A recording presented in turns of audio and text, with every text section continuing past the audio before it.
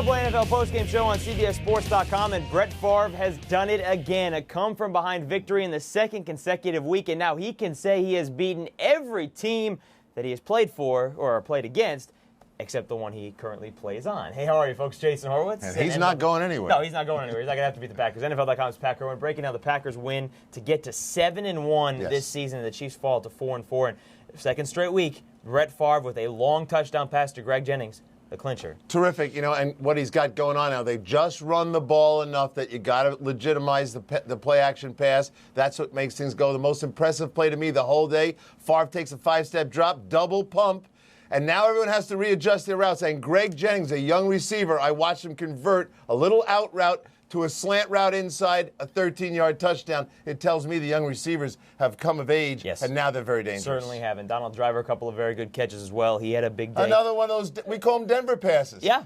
55 yards in the air, and the only guy at the other end of it is a Packer. It was a great day for the NFC North against the AFC West. The Vikings throttling with the Chargers and the Lions, dismantling the Broncos, and of course, the win in Kansas City, which has been very good against the NFC at home since 1995.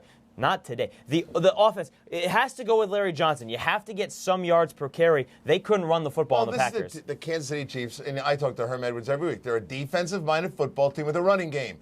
What the Green Bay Packer defense did, which we talked about in a matchup show earlier this week, is they're going to slow that running game down and they're going to shift the pressure to Damon Ewert. And under the pressure, Damon folded a little bit, throwing those 2 interceptions. They can't afford to play a field position game because they can't strike deep. Before you say he folded, though, you have to, up until the last interception to Charles Woodson, which he took back for a touchdown, he was step for step with Brett Favre. Well, he wasn't really, in my opinion. What he was is completing balls to Tony Gonzalez and chipping away at it in 10 yards a catch, and they were keeping it in front of him and making some tackles.